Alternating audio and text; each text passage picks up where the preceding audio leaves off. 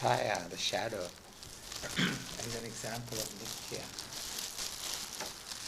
Om Shruti Smriti Purananam Alayam Karunalayam Namami Bhagavat Shankaram Loka Shankaram Shankaram Shankaracharyam Keshavam Badarayanam Sutra Bhashya Kritau Vande Bhagavantau Punah Punaha Ishvaro Gururatmeti Murti Veda Vibhagine Vyomavadyapta Dehaya Dakshinamurtaye Namaha Gukarastvandakaro Vai Gukarastvanivartaka Andakaramnirodhitvat Guruvidyabhidhiyate Sadashivasamarambham Shankaracharya Madhyamam Asmadacharya Paryantam Vande Guru Paramparam Om Sahanau Bhunaktu Sahaviryam Karavavahai Tejasvinavadhitamastu ma vidvishavahai Om Shanti Shanti Shanti. So today we start the third of the four Karikas, Advaita Prakaranam.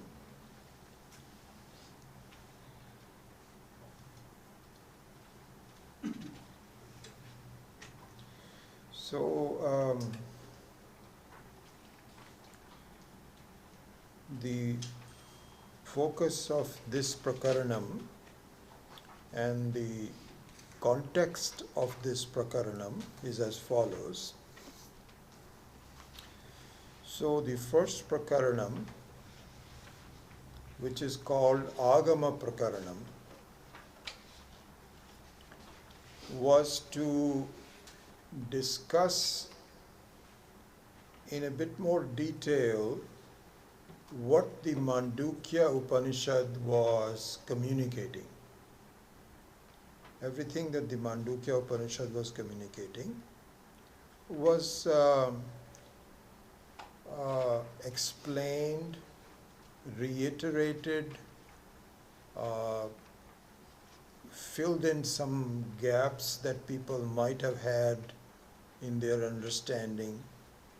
And so Agama means the Vedas. The word Agama means the Vedas, Vedanta. And so the Agama Prakaranam is an accurate description of what the Vedas are trying to communicate with us, are communicating with us, and we are trying to understand it. So that is the Agama Prakaranam. So as we've seen that our understanding of our life has three elements to it. One which is a reliable, authoritative view of what is going on. Because right now we are in a state of non-reality, in the sense like when you are dreaming, you are not really in a state of reality. Your identity, your experiences, your conclusions are all based on an alternate reality. Not non-reality, but an alternate, less reality, as mithya, as we have seen. So the Shastra is trying to say that please wake up from it and understand who you really are. And in the process of doing so, it explains to you how. So the one element in our life is that of an authoritative view of Ishvara, really, the person who created the whole thing. It's his view. And so this is called Shruti. And the Shruti means that It is something which is true, but hard to recognize because it doesn't jive with my experiences. And so there we have seen one very interesting thing that Swami Maheshananji had pointed out that really made things very clear to me, that you yourself are not capable of waking you up from a dream. So our attempts to read books, to get some help, to lead our life in a very productive way, ultimately is not going to be successful. Not going to be successful. Why? Because a dreamer cannot wake itself up as part of the dream. Because if you're dreaming, you might even have some thoughts, this is a dream, I better wake myself up. Then you'll go into another aspect of the dream. It could happen. You could have thoughts that saying, I don't like what I'm seeing, I need to have something else, and I need to improve, I got to do. This is all part of the dream. This is really the biggest issue, is that as long as we have an identity with who we are as a person, as a karta, as a bhokta, there is no way to get out of it. Because everything that you do is with respect to that. You say, this is me. I am the one who's trying to do things. So how can I give that up? You cannot give that up. Because there has to be something that I can hold on to. And so I can give up some pursuits, some directions, we can change things. All of that is possible. I'll go with it. But this is me. That me has to be given up. And I don't know how to give that up because I don't know what else I would be. Because I need to be somebody. So anyway, going back to the assertion, the dreamer cannot wake itself up. And this is really the fundamental part we need to understand, that no matter how intelligent you might be, how sharp you are, and this is our historical experience, there are people who are extremely intelligent, very, very sharp, very incisive in their thinking, but they're still confused. They end the life at saying, I think that I did everything I can, but I was not able to really reach the goal. That means they are still in the dream. And so what needs to happen is to find an external entity that wakes us up. Only then we will wake up. So that is given by the Shruti. Shruti is very firm. It has a view. Shruti means it's the reality. It's the voice of the reality. It's exactly like a parent who's, if the child is having some nightmares, finally wakes up the child. For a while it says, okay, let it go, it'll be okay. But then if the child is crying and so on, then the parent actually puts the hand and says, wake up. You're just unnecessarily just suffering because of the dream. So that, and so the person who's waking up, the dreamer, is already awake, very sure of things, and it knows the distinction between a child that is dreaming and one who's going to be completely different in just a second, as soon as you wake up. That is the authority that the Shruti is. It is an external, you cannot do it yourself. It's somebody else other than that has to be the one who wakes you up. So this is the Shruti. So the Agama Prakaranam is basically the voice of the Shruti. Okay. Now things are different from waking up from a dream to waking up from the waking experience that we already have, which is kind of like a dream. It's like some differences are there. So that waking up from a dream is a good example, but an example is not a complete one. And so when you're trying to wake up to the next level, then issues come up, because what is told to you through the Shruti does not jive with your experience.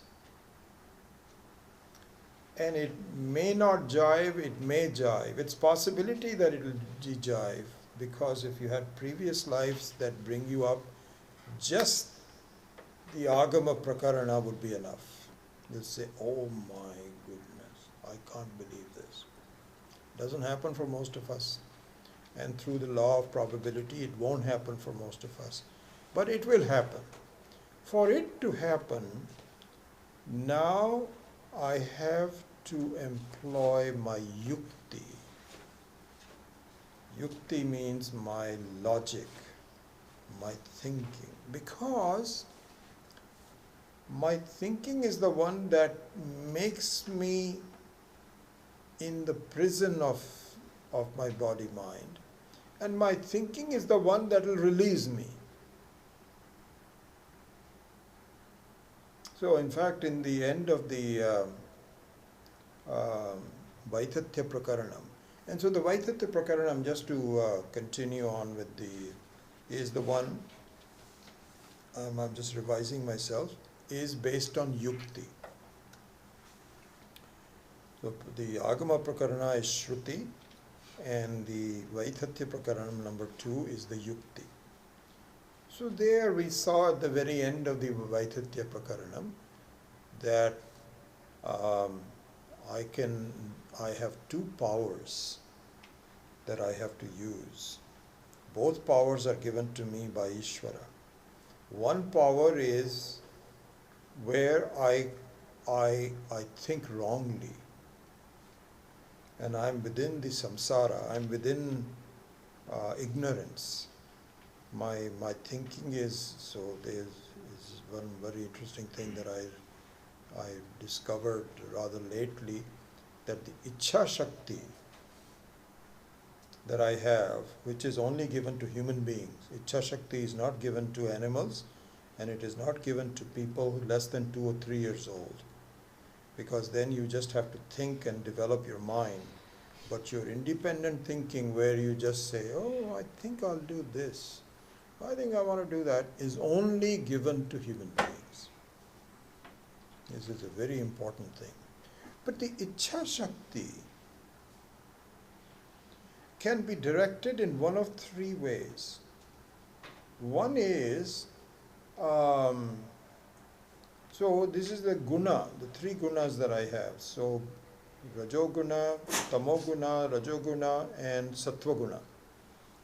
So Ichha Shakti, if it is directed towards Tamoguna or Rajoguna, then my Shakti that Ishvara has given continues to be in darkness.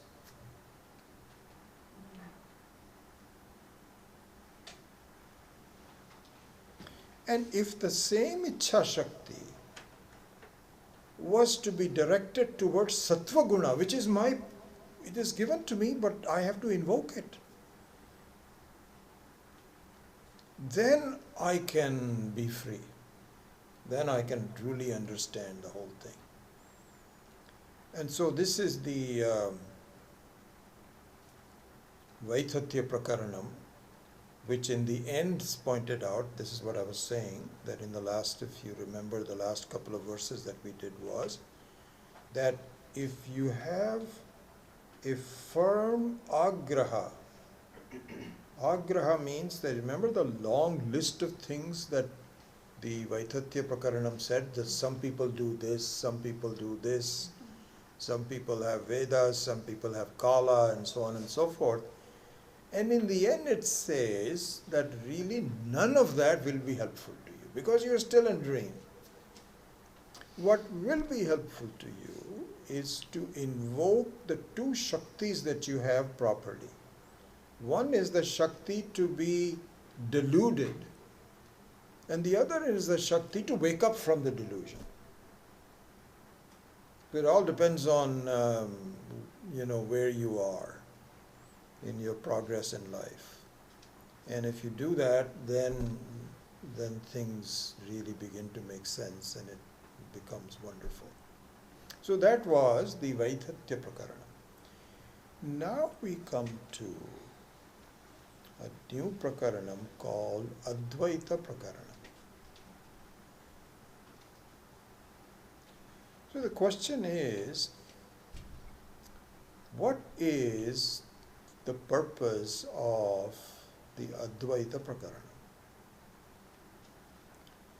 So here, so it's always useful to really think about what the next chapter is all about, and before you get into it. So let's do that. Let's spend some time discussing what the purpose of the Advaita Prakaranam is.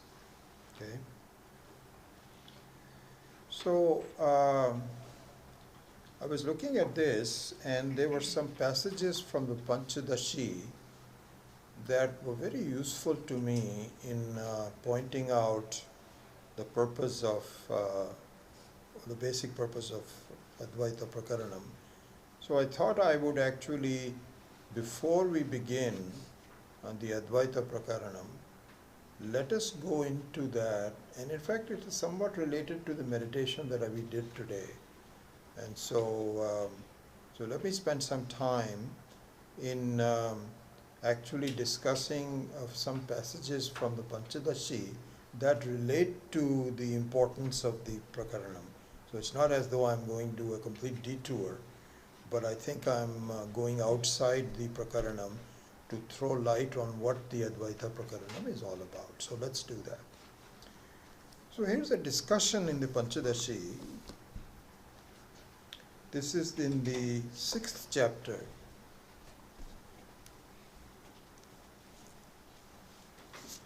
And in the 6th chapter, in verse number 252, very well dealt by Swami Maheshananji. It's just absolutely marvelous. So it'll take me about maybe 15-20 minutes to go through this, perhaps even more. We'll see. But the whole idea is the clarity of the need for Advaita Prakarana. Okay, so it's all related. So in the verse number 252 states, I'll briefly state it in Sanskritam and then explain it. Viveke Dvaitam Mithyatvam Yuktya eva iti na bhanyatam achintya rachanatvasya anubhutihi swasakshiki. Viveke dvaita mithyatvam yuktya eva iti na bhanyatam achintya rachanatvasya anubhutihi swasakshiki. So here, this is the middle of a huge context on the 6th chapter. Just a beautiful exposition. I tell you, Panchadashi it just speaks my language. It just explains it very nicely. Wonderful. So there's a huge context that are going on. There it says that the mithyatvam of the world is graspable by yukti. Is graspable by yukti. What it says is, it implies, as the explanation goes, Swami Maheshananji's explanation and so on, it doesn't say that, but it implies that this is just logical. It is not my experience. The mithyatvam of the world is, I understand that. You were talking about the fact that ornaments are mithya, therefore the world is also mithya. This I understand. This is, I'm not, I don't have any counter arguments to this logic. This logic I do understand. But so what?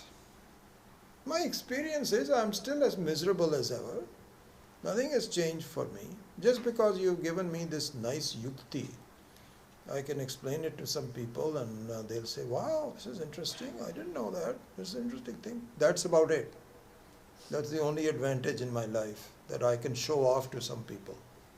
What else does it do for me? So he says, Viveke dvaita mithyatvam yuktya eva. It is just by yukti, means no more than that. And then Swami Vidyaranya says, iti na bhanyatam. It says, please don't say that. Don't say that. Do not feel good about the fact that this is only yukti and you cannot do this. He says, don't say that. Go beyond it, because you may think that, but in fact it is your experience. You may not realize it, you may not understand it. In fact, this is your experience. So he says, achintya rachanatvasya anubhutihi swasakshiki. So now the whole definition starts. So here's what it is. So there's a word here which says achintya rachanatva. Achintya rachana. So rachana means a creation. Any kind of a creation is called rachana. Like, even if you have a 2-year-old and you just give some pen to it and it will make some squiggles, and the parents are very happy. Wow, this is called rachana. Means that it is some kind of a creation. And then from there the rachana becomes more sophisticated.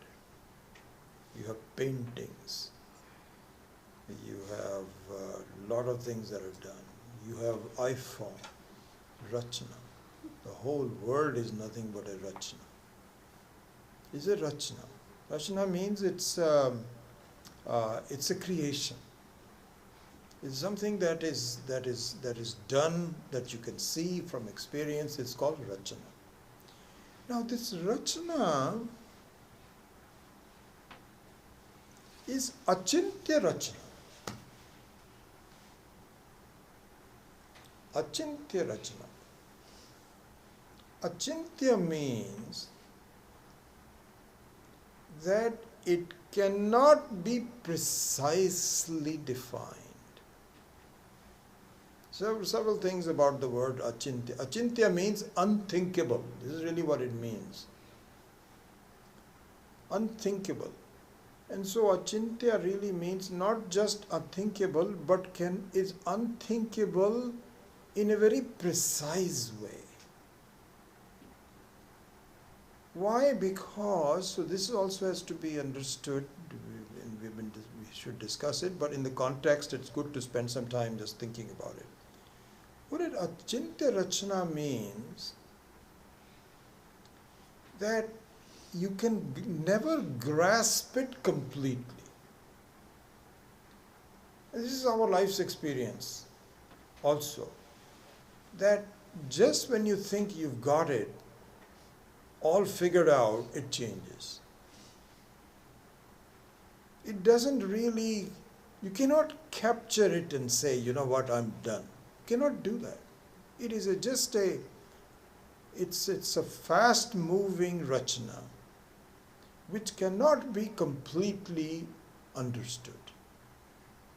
And we have talked about this before also, that the scientific view, let's just look at the scientific view, that I think we can figure it all out. You cannot do it, you foolish people. Cannot do it. No, we can do it. We know when the world was created. We are figuring it out. We are almost there now. We know exactly how, when the world was created, how many billion years it all exploded. From what? Well, that we don't know yet. I think about it. So this is a very big topic. Swami Maheshananji makes it a very good, beautiful thing. He says, here's what it is. You think 99% of that you figured it out. 1% you haven't figured it out. You know what it is like? It is like you have all the 99% have some digits are there. Okay? The last one is a 0. And you are multiplying all of them. How will that be?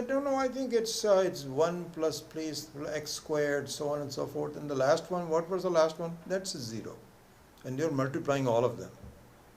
End result mean that there's no way you can understand the Rachana completely. No way. And people's lives are really devoted to understanding the Rachana. Who is God? When was it created? What is it going to do? How should I pray to it? What will happen to my next life? All of those are nothing but Chintya Rachana, which should be called Achintya Rachana. It will not really go anywhere. Okay? And so that is one part of it. Now,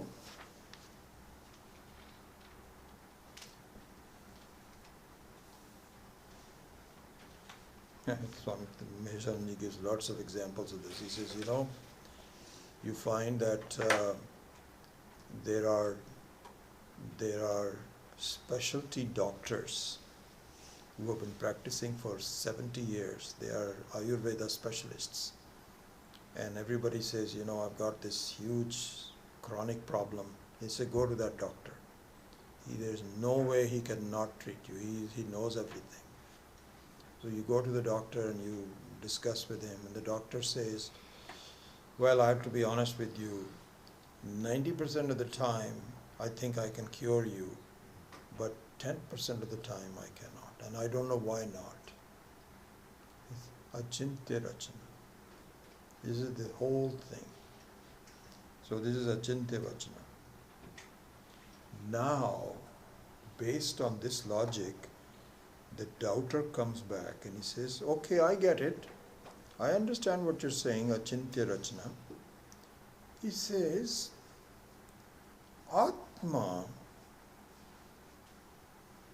you're talking about this Atma and, once you understand it, you'll be completely free and this, that or the other. I also don't know it. Just like I don't know the reality of the world, I don't know the reality of the Atma, isn't it? So you say, yes, it's true, that's true. You don't know the Atma. I agree with that. So he says it is just like Achintya Rachana. If I don't know about the world, I don't know about the Atma. And how is it going to be that all of a sudden I will now understand it? Because I don't understand the world, and you are actually telling me that I don't understand the world, and I agree with you now. But I also don't understand the Atma. So here the counter arguments are now begun, which are the very source of what the Advaita Prakaranam is. So I'll tie it back to it. So this is the answer. The answer is, any Rachana is Achintya. Any Rachana is an Achintya. It means that any ornament has some kind of a beginning. It satisfied the want of somebody for a while. They got dissolved again. doesn't have any kind of a permanent reality. So this is called achintya rachana. Any rachana means that it is achintya. Atma is not a rachana. I agree with you that if it was a rachana, it will be achintya also. It so happens that Atma is not even a rachana. It is not a creation like the world. It never had a beginning. It never will have an end. And even now, it is there, but you just are not looking at it the right way. That's all. It is not a rachana. So here, this is a very beautiful explanation given by Swami Meshanand. He says, I'll just do that in Hindi for a minute, and then I'll explain it. He says, विशेषण के अभाव से विशिष्ट का अभाव तथा विशेष्य के अभाव में विशिष्ट का अभाव, ये दोनों तरह प्रसिद्ध हैं और दोनों जगह परिस्थिति में फर्क होता है. Beautiful. It took me a long time to really, I just struggled with it. It's like 6 months ago, and to understand it. So he gave a very beautiful example. He says, suppose you say that this cloth is not red. So somebody asks you to bring a red cloth. It just happens sometimes, if you do this Navagraha Puja. In the Navagraha Puja, so you need to have, and I did this one time. So I wanted to do Navagraha Puja in my own home. So one of the requirements is that all of the 9 devas and devatas, then devis, need to have a cloth that has different color. Did you know this? So there is a red color, there is a, I had a difficulty finding it, but I found it. I don't know what I did with it in my home. I kept it for a while after I did the puja. So one of them is a red cloth. So somebody says, please bring me a red cloth. And you bring a cloth, which is, this is what my wife specializes in. She's very careful about color. Sometimes I'll say, oh, this is red. She says, that's not red. What are you talking about? So I just, it's good enough for me. So supposing somebody brings a pink cloth, and you say, I wanted you to get a red cloth. This is not a red cloth. This is not a red cloth. So now here, listen to this carefully. So Meshananji says there is a difference between saying this is not a red cloth, which is the truth, or you bring an iPhone instead. I should say Android. Why should I say phone? This iPhone has become absolutely imprinted in the mind. I mean, this is our daily battle. Anytime I have a problem, Pami says, you should get an iPhone. And anytime she has a problem, I say, no, you need to get an Android phone. I'm so happy that myself, my older son, my younger son, and one of the granddaughters have Android. And a daughter-in-law also. And one of the granddaughters was given an old iPhone, so she doesn't like it but she has to use it. And my wife, they are in minority. So there's always this battle going on between. So suppose you say, bring me a red cloth. And because of lack of hearing or something, you didn't understand it, you brought something totally different. Nothing to do with it. So Mahesharanji says, there is a difference between not the red color of the cloth, which is true, you brought a wrong color, and not even having a cloth to begin with. You see, this is the difference between Atma and Rachana. So, the counter argument says, it says, listen, I agree with your question that you don't understand the Atma, and because it is achintya rupam, achintya rachana rupam, and you've already persuaded me that anything which is a rachana is not completely graspable, and I don't grasp the Atma because that is also achintya rupam. So it says, I'm very happy that we had a chance to discuss this. Atma is not even a rachana. It's not a question of red cloth, it is not even a cloth. It's beautiful, it's a very technical argument. विशेषण के अभाव से विशिष्ट का अभाव तथा विशेष्य के अभाव से विशिष्ट का अभाव, ये दो तरह प्रसिद्ध हैं, पर दोनों परिस्थितियों में बहुत फर्क है. So he says there's a big difference between them.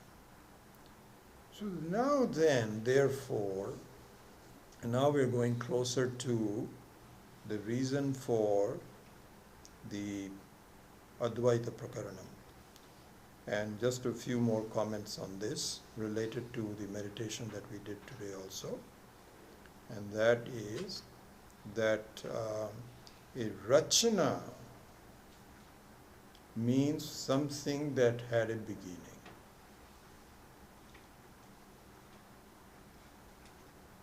And anything that has a beginning is a rachana and a mithya.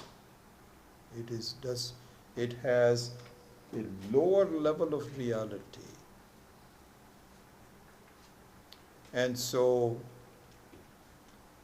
if Atma, for example, so these are the technical aspects too given, is called Prak Abhava and Pradhvamsa Abhava. Prak Abhava means one which was not there at one time. Prak means previous, and Abhava means not being there. So entire Rachana, the entire Mithya, is of the form of Prak Abhava. It was not there at one time. And therefore, Pradhvamsa Abhava. It will not be there at one time. And you also need to ascertain the Prak Abhavatvam and the Pradhvamsa Abhavatvam through a Sakshi. You cannot, because everything needs to have a pramana. Everything needs to have a proof. So Prak Abhava means there is a proof of someone which says, yes, it is now born. And this is exactly what happens. Your and my parents, they all felt that the baby is now born. So they have a witness. So that's very clear. We all had a beginning. And as soon as we die, somebody will say, this person is dead, gone. Witness. But contrasted to there, how can you witness something that never began?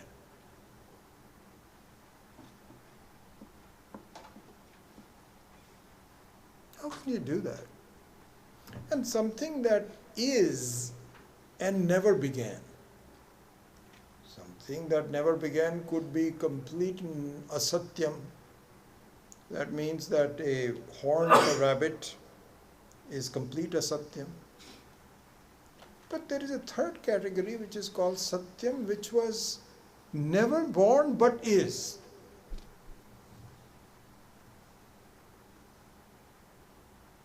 It has no form, not as though somebody will say, oh yes, I can see that thing being born. So therefore it says, really speaking, that, so now we can say that in the previous one, number 52, The second line, Achintya Rachnatvasya Anubhutihi Swasakshiki. He says, don't you see you are there? And you are not a Rachna. There is no change in the Sakshi. A Sakshi cannot change because it is not made up of any avayavas, no parts, no form. So this is the discussion that took place. And so in the next 5 or 6 verses, I've already given you the gist of what is being discussed. Prak abhavayutam dvaitam rachyate hi ghadadivat tathapi rajana chintya mithya tena indrajalavat, etc., etc. All of that is given. So this is this context from the Panchadashi. Now we come to the third prakarana, Advaita prakarana. In the Advaita prakarana, pretty much the same arguments apply, more or less, which are as follows. Because in the second prakarana, which is Vaithatya prakaranam, you did a very good job, says the Purva Pakshi, in dismissing the reality of the world. We did that, that really there's nothing you can grasp, achintya rachanatvam, etc., etc. And the same argument is there. And this is the argument, by the way, of the Shunyavadinaha, the Buddhists, that really everything is a mithya. Atma is also a mithya. And so nothing is left, so it is just nothing but nothingness. Because you've done such a good job of dismissing the reality of the whole world, and so everything has to be just given up completely. And so there it is said, no. You cannot give up everything because, for so many reasons, first of all, it is not a rachana, and also the fact that any rachana is based on a non-rachana. You cannot have a rachana, a creation, without having a basis for the creation.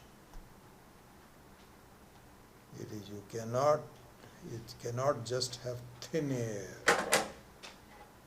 It needs to have something on the basis of that. And so this is a very wonderful and a very peculiar relationship, that the basis of creation is non-creation. And the non-creation can be by itself, but the creation cannot be by itself. So the waves of the ocean can need the water, but the water doesn't need the waves. It can just stay there without any form. So in order to clarify this in great detail, the Advaita Prakaranam is begun. This is the main reason for doing that. It says, don't throw the baby with the bathwater. You are now so convinced that really you should stop thinking about the rachana and so on and so forth, because it is not graspable. It's like, I don't know if I've ever told you this or not, but one of my advisors at my master's degree in Berkeley, Dr. Donald Glazer, I think I've given you this example, but it comes back to me at this point. And so he was telling us one time that he was a graduate student at Caltech, one of the professors gave them a final exam. And he said, by the way, here's the exam. It's got six questions that I want you to answer them. And by the way, other than talking to each other, don't talk to each other, you can consult anything. If you want to, in those days, of course, there was no Google or anything like that, but any books that you want to carry, what doesn't matter, but you kindly, quietly just try to resolve it. And then I'm going to be in my office doing some work. I'll be back in 3 hours after your exams are over, whatever, I think 2 hours or 3 hours, and then I'll collect your paper. And he was ready to go out of he was making this very dramatic. He says, as soon as he was leaving, he turned back and he says, oh, I forgot about one thing. Make sure that your scratchings are saved in some paper and submit that to me. Not only the final answer, but your scratchings also I want, okay? So don't throw them away. So we thought it was a peculiar thing. But anyway, they said, okay, fine, we'll do that. So he says, I started looking at the first question and I couldn't really get to how do I begin this, that, or the other. And then I looked around, everybody else was also kind of like a quizzical face, they also couldn't. So I said, oh my God, half hour has already passed by, only one question. So he says, forget about that, I'll go to the second question. Same thing. He says, after 6 hours, we were so frustrated, everybody was looking around. So the professor came back with a wry smile on his face and he says, well, how was it? They said, oh my God, how'd you do this to us? He says, well, you know what? These are the 6 unsolvable mathematical problems in the universe. And I didn't expect you to solve them. I want to see what your approaches are. That's what I wanted to see. And that's how I'm going to evaluate you. I don't expect the answer. So now the doubter says, okay, I was trying to answer the world's challenges, but you've convinced me that I don't need to do that because I'm never going to solve it. I'm never going to solve it. So I give up. You got me. Wonderful. I am not going to understand exactly how the whole world works and what the origin was and so on. I'm not going to read any more books.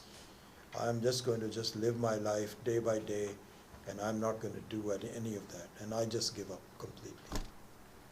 So there the Agama, the Advaita Prakarana says no. Now you need to turn your attention to understand what is in non-rachna. How can it be there? If it is already there, then how? What's the nature of it? So turn your attention to reality rather than being deluded by non-reality. This is the main purpose of the Advaita Prakarana. And so, in this one, I'll just do a couple of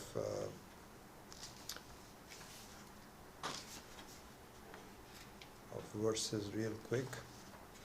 And so it starts by saying, number 1. You want to read it? Shall we read it together? You have it all? Okay, girls, you can just do that after me. Upasanashrito dharmaha jate brahmani vartate prag utpatte rajam sarvam tena sau kripanas smritaha.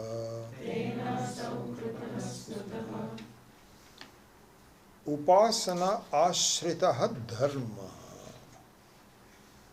So sometimes in the Vedas, the word dharma is used for a jiva. For a person, dharma is used. It's not used nowadays, partially because apparently from what I remember Swami Dayanandji talking about it, the Buddhists use that word in their own sense, and so now we can, we say, okay, you can have it. You use that word. We don't use the word dharma as much. We just use word jiva or ahankara. But anyway, in the old days, and the Veda still uses it, dharma. So dharma means a jiva. So the dharma, the jiva who is upasana ashritaha.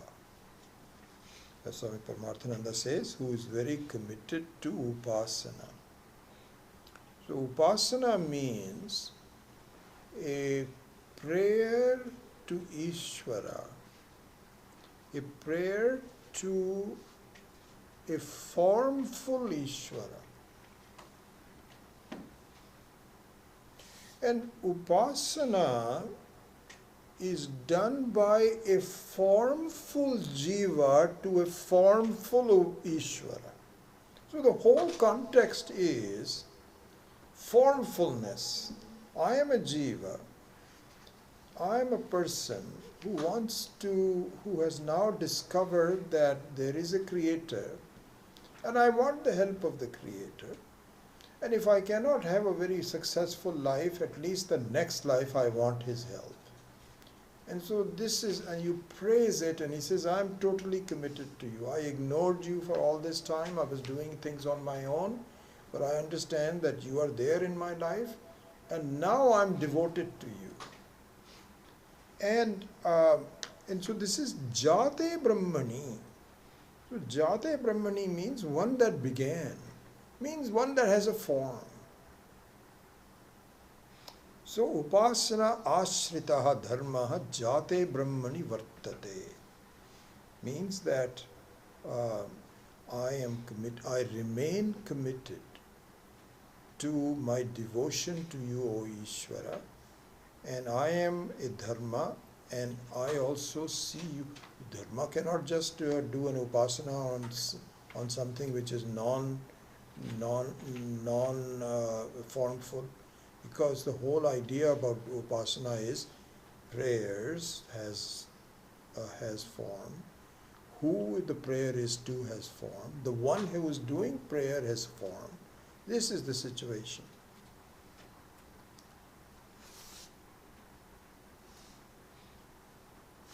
And so, prag utpattehe ajam sarvam. Prag utpattehe ajam sarvam means that at one time I'm told that there was no form. There is no form. It's called ajam, means never born. That I accepted. This is the enunciation from the standpoint of a dharma, of a jiva. That I understand that before that there was nothing, but there was no formfulness and so on. But then the formfulness began. And I am in the middle of this creation, and therefore I want your help. He says, Tena asau kripana smritaha. Tena asau kripana smritaha means one who is doing this is considered to be inferior person. Inferior person. So the word kripanaha, we'll just end the class with that. This word kripanaha is very... Kripanaha means, the exact definition of kripanaha means miser. In fact, in the Gita also, if you remember, Arjuna approaches Krishna and says, Karpanya doshaha ahams.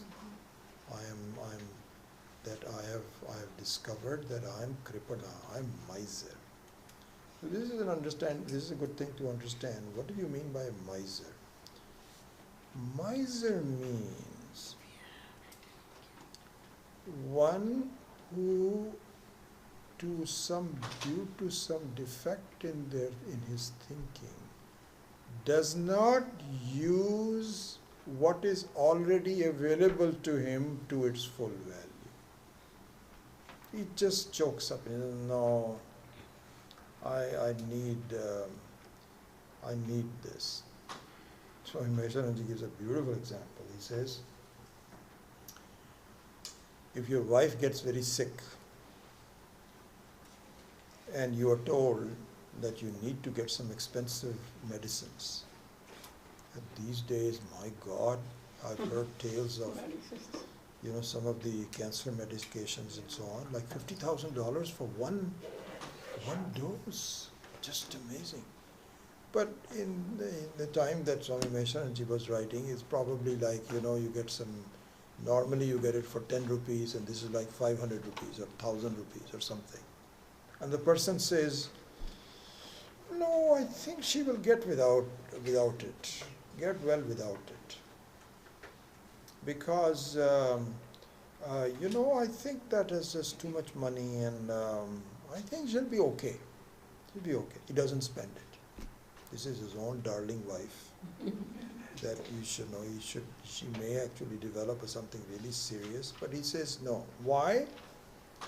He's more devoted to the money. He counts every day how much I have. I made so much, than to the health of his wife. This is why I call Kripana. So Maheshwaranji says, here's the situation. You are miserable in life, more or less, because there's so many problems that are happening and so on and so forth, okay? Are you ready to give up this world? And you say, not really. I can't give it up. Hey, I have a better solution for you. Well, I don't know about that. It's exactly like saying, your wife is very sick. If you give up this money, she has a very good chance of getting better. But you said, no, I'm not so sure. I don't know. So exactly like this, you are still devoted to the world in spite of being miserable. This is called Karpanya Bhava. This is called Kripanasya. This is Kripana. You do not want to, this is exactly like another example is that of how they catch monkeys. Because in monkeys, they cannot really catch them easily, so they have this surahi, this has some kind of a thing, and they put some nuts at the bottom. This is a real case, this is what happens.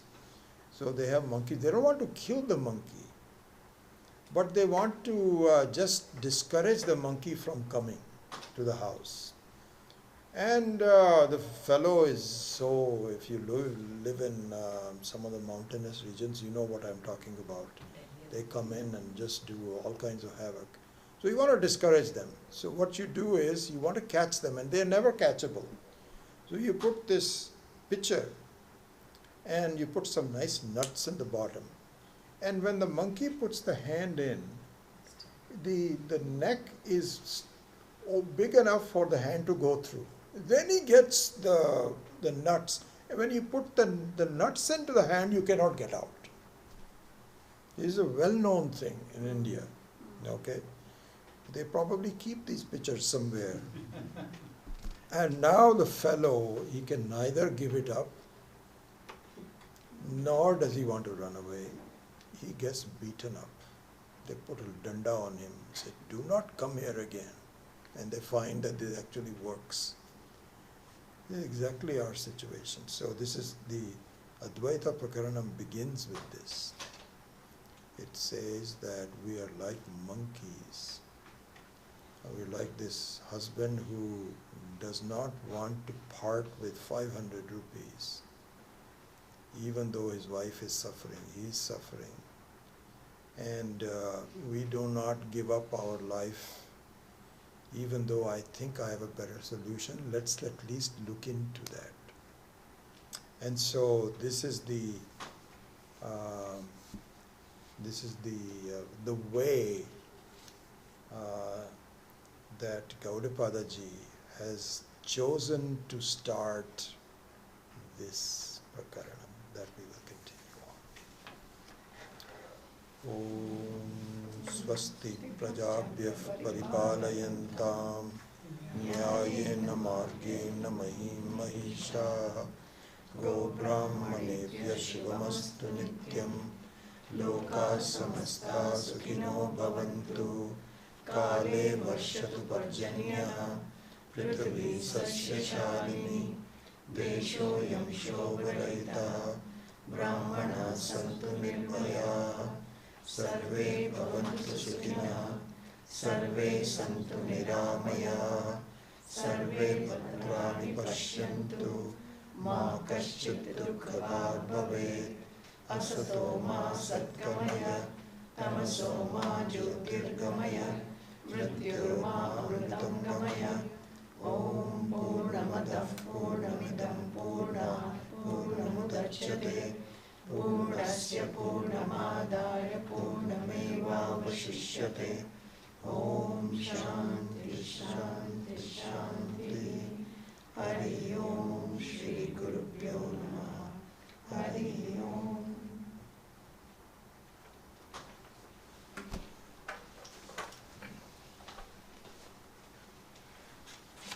Yeah, Kalpana.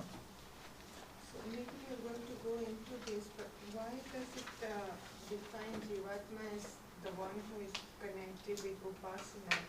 Because even if I know, even if I want to free myself up from the world, I'm going to need Ishvara's help, or I'm going to continue to do Upasana. Right. So there's a stage where Vedas.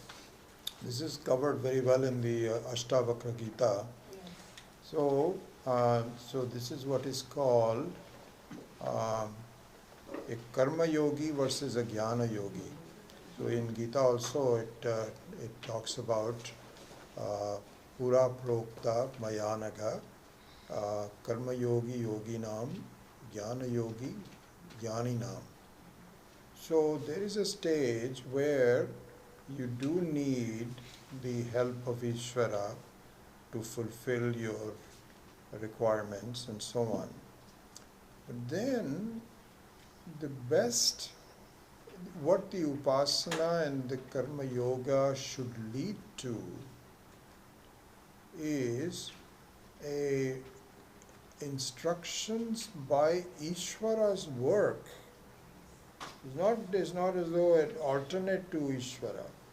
Ishvara himself is the one that gave us the world, and Ishvara also gave us the method of reaching freedom from the world, which is jnanam. So at some point in time, we have to now rely upon ourselves and understanding. So it is not as though it's a insult to Ishvara that I don't need you. It's not what it is, because actually this is an issue. I feel that if I just talk about the Vedanta, I don't need the Ishvara, therefore I'm insulting him. It's not the case, because the Vedanta was also produced. So Ishvara's, so I would say the best thing is, the best way to do that is, if you are hurt and you are on crutches, and there are better variety of crutches, lighter crutches, and so on.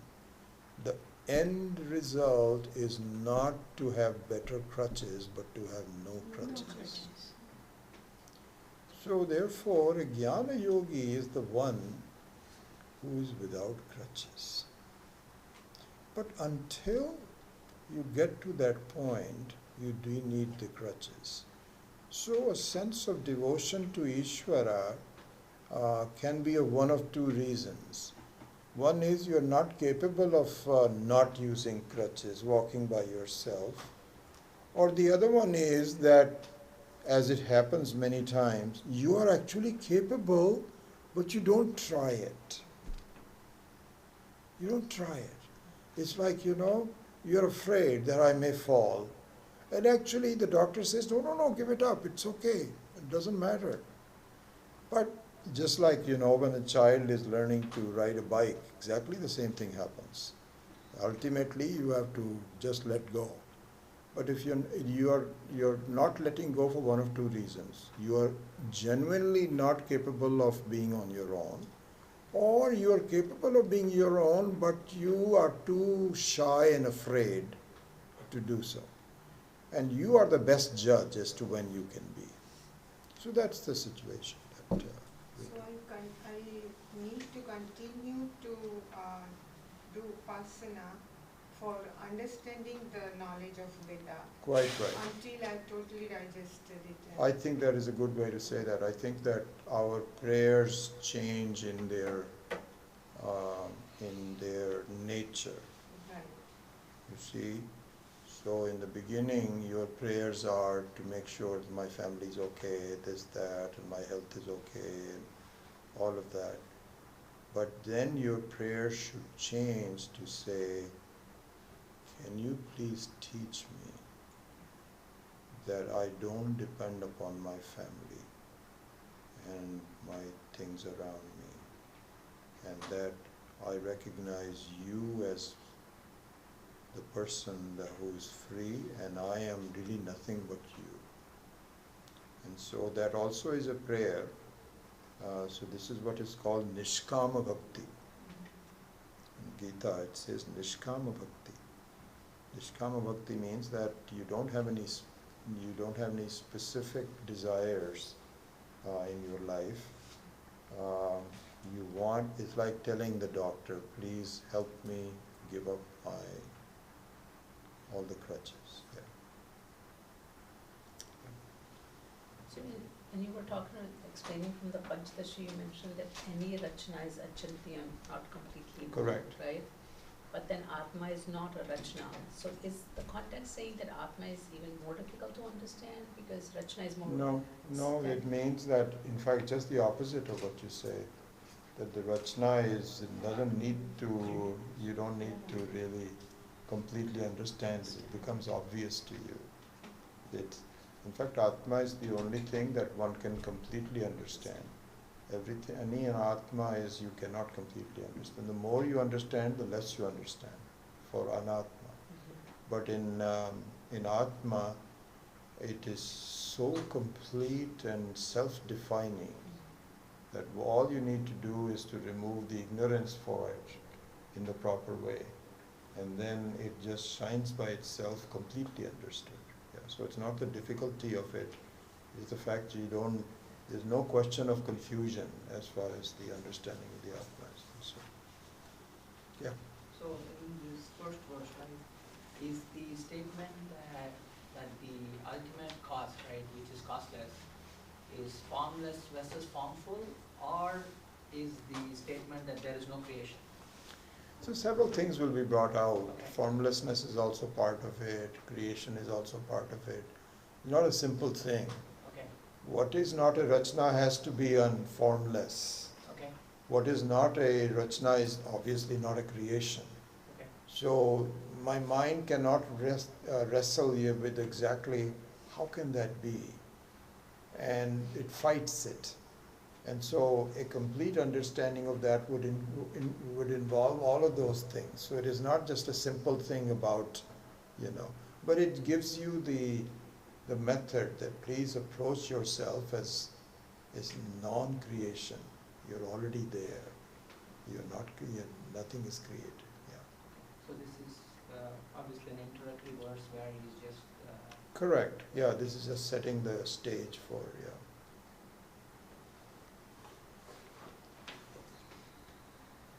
Okay, good. Let's see. I have a question about the website, as you may have, I don't know whether anyone's listening to the audio talks on the website. We listen to the other We are live students, we don't listen to audio. That's the best thing. Yeah, but they got it, right? Anyway, I just Google Drive and... So everybody got Google Drive files, right? Yep. No problem. Yep. So I think problem. we could instead of doing that as the default. Right now I'm thinking that is the default. Check from that.